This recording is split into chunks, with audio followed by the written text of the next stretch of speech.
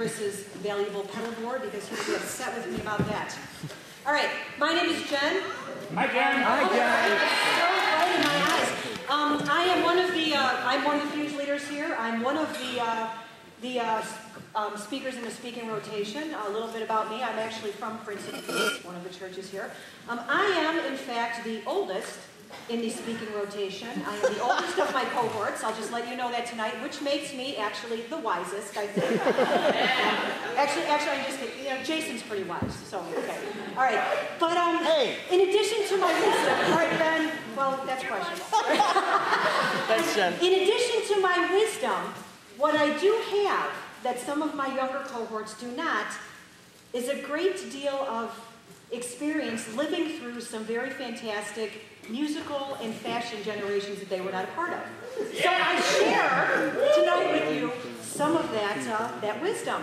For example, how many of you remember the spandex era prompted by Olivia Newton-John's Physical movie? Well, I do. How about the new age winged slick back hair from the group called the Flock of Seagulls? I remember that one. Nobody else. Not a whole lot. Right? Okay. Then there was the big hair, acid wash jean rock of the 80s, prompted by bands like Motley Crue. Chris sported this look fairly well. I believe he still sports it today somewhat. Great look, right?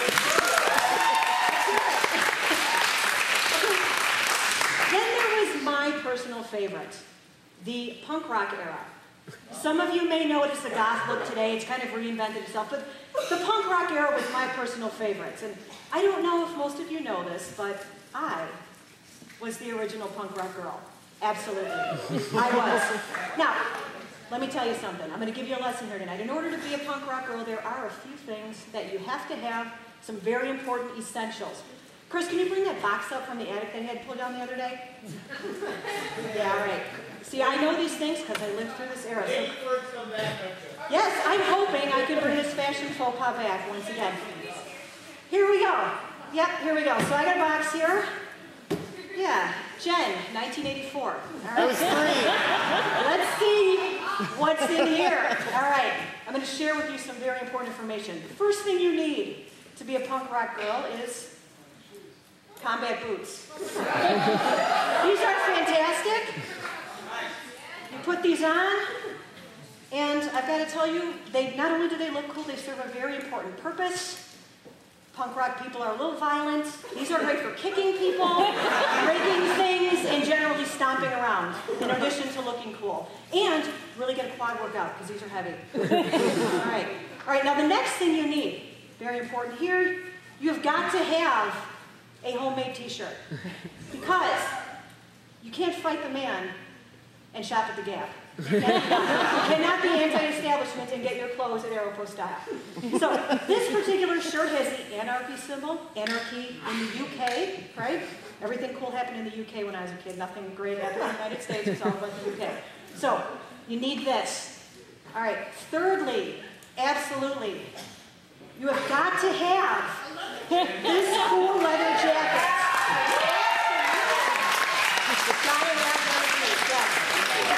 Thank you.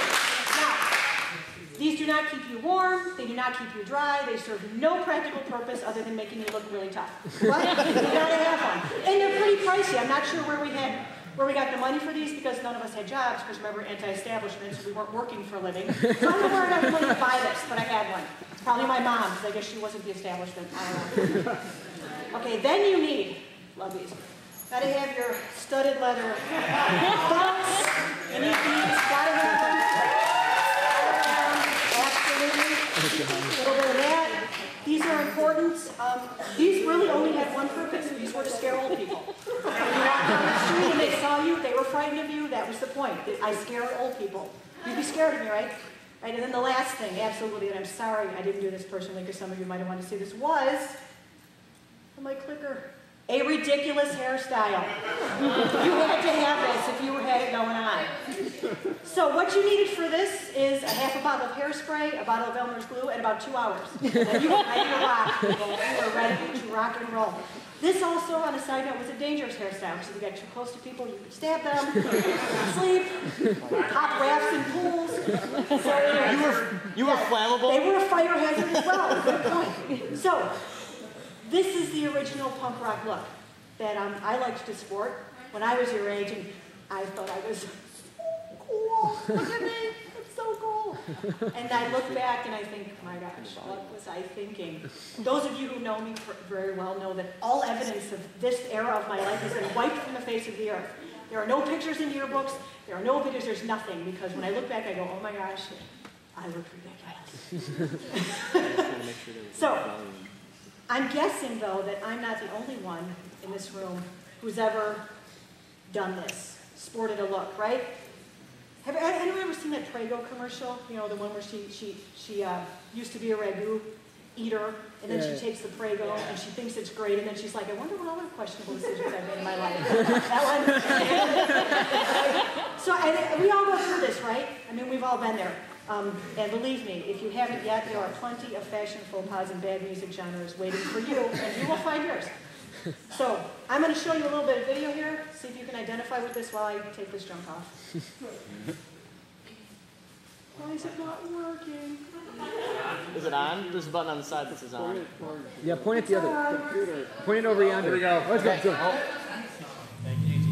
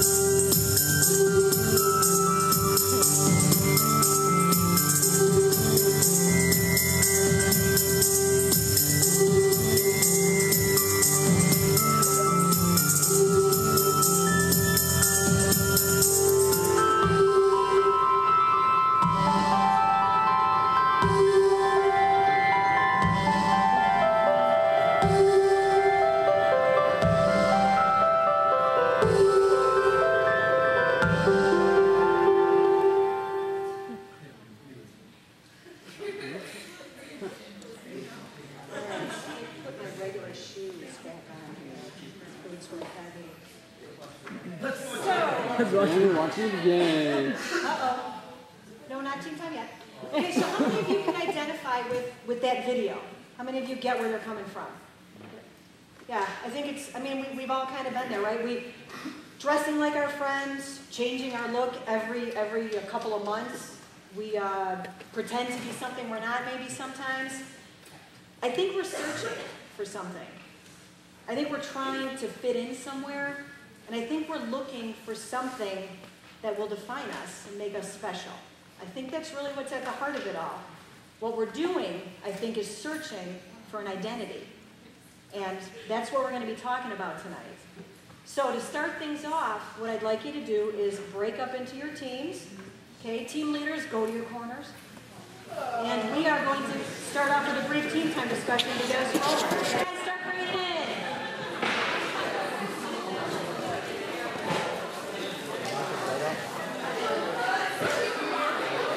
Wow, how many more people can you fit on this couch right here?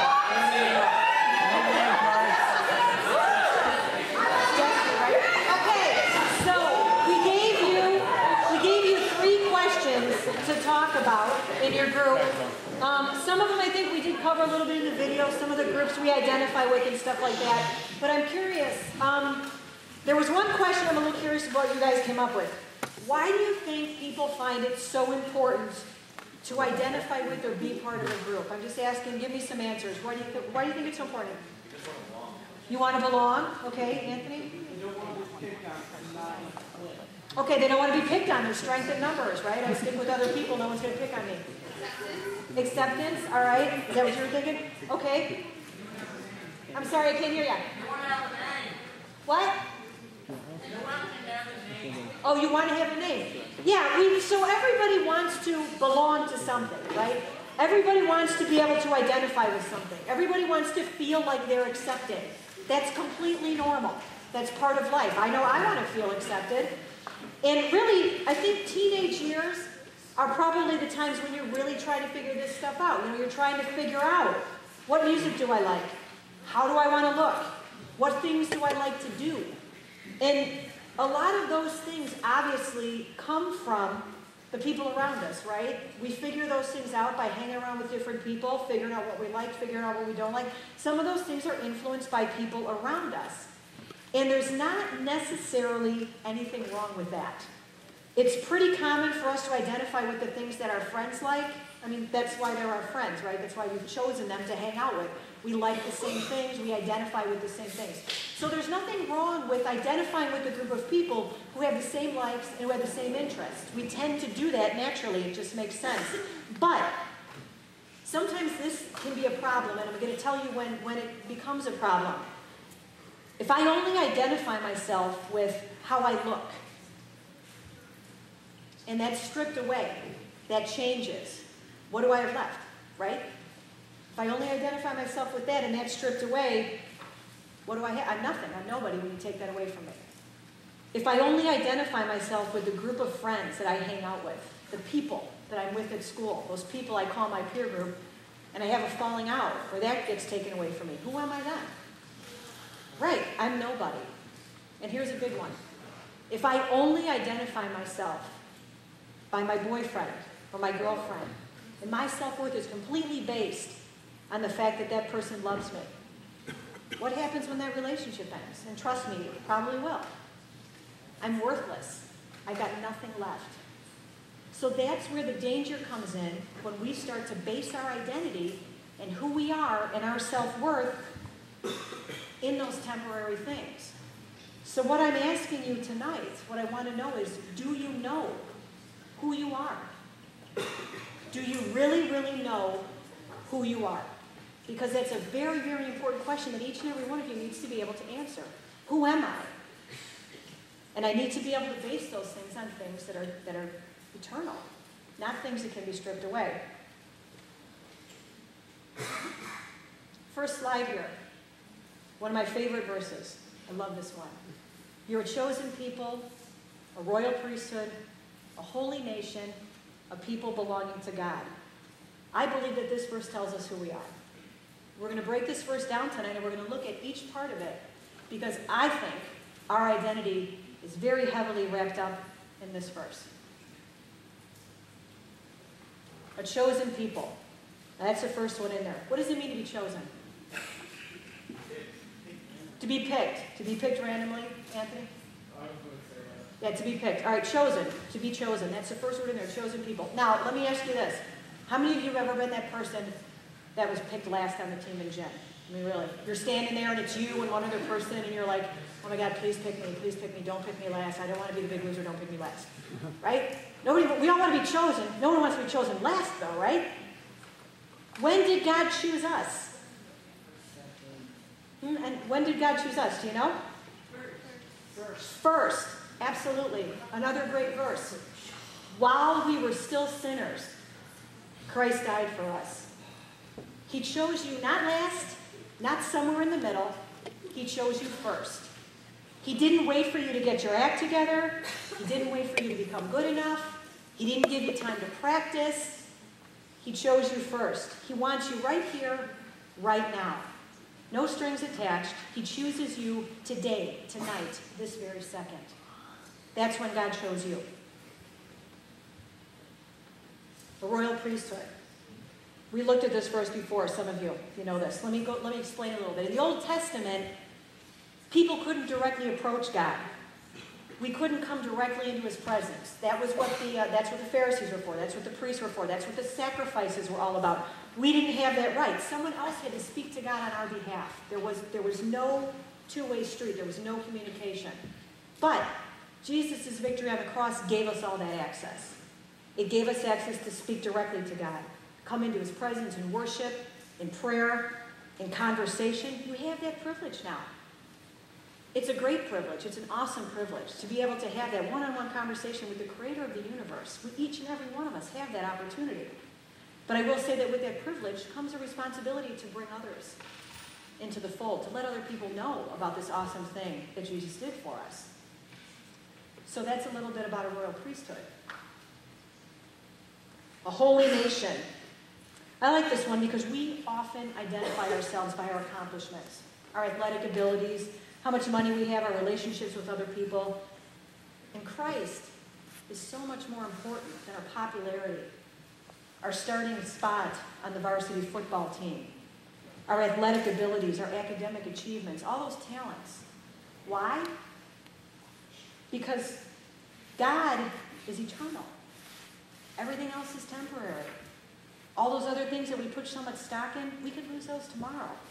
You know, my athletic ability, my talent, my grades, all of those things, they're great, they're wonderful. I'm not saying they shouldn't matter, but they're temporary. You can't base your self-worth on things like that. God is the only thing in this world that is eternal. So when we put God first, I think the other things kind of fall into place. Now, don't get me wrong. It's not always in the way that you might want it to fall into place. God's not a vending machine. If you give him enough prayers and you rub the magic lamp, you get the free wishes. That doesn't work. But it is going to come together in the way that God's designed for you and the plan that he has for your life if you put him first and you count on that eternal God to be there for you. And the last one is a people belonging to God. Now, this is another word that's really important. What does it mean to belong? Because we talked about it in the beginning. We all want to belong, right? We all want to belong to something. What does it mean to belong? Well, like belonging is kind of like the way I think is like something owns you. All right. Okay. Like you're in a club, then you are that club. Okay. So owns you, defines you. You are that. If you're in a club, you belong to that club. Okay. Fitting in. Okay. That's another word for belong. Your possessions, like your belongings. Like I have this and this and this. Mm-hmm. Okay, another good way to look at it. These things belong to me. They're mine. So this belonging can be looked at a number of ways. A people belonging to God. God loves us. He's a jealous God. He wants us. He wants our hearts. We belong to him. He wants us to belong to him. We belong as a member. So I looked up the meaning of belong on dictionary.com because I love that. And dictionary.com said this. Belong means, I love this, to have the proper qualifications. Do you get that? To have the proper qualifications. All right, so you've got the right resume, you fit the bill. Proper qualifications. Especially social qualifications to be a member of the group. Isn't that what we were all talking about? Wanting to belong, wanting to fit in, wanting to identify. To be a member, so especially social qualifications to be a member of a specific group, and that is what belong means. So we look at that verse again, people belonging to God. Well, isn't that what we talked about in the beginning? Isn't that what we're all looking for? We're looking for somewhere to belong. We're looking for some way to identify ourselves. We're looking for some way to find our self-worth. Why are we looking in all these other places? Why are we searching on the sports teams and in the clubs and in other people? Why are we looking for it there? We've already got it. God's already given it to each and every one of us. Each and every one of us here in this room today belongs. Belongs to the most important, eternal club that you can belong to. That club called a fellowship of believers, Christians. Jesus sacrificed that for you, and through his sacrifice, you each and every one have an identity. You have a belonging that no one can take away from you. You have a self-worth that is eternal. Why is it eternal? No one can take it from you. So I just want to close in prayer.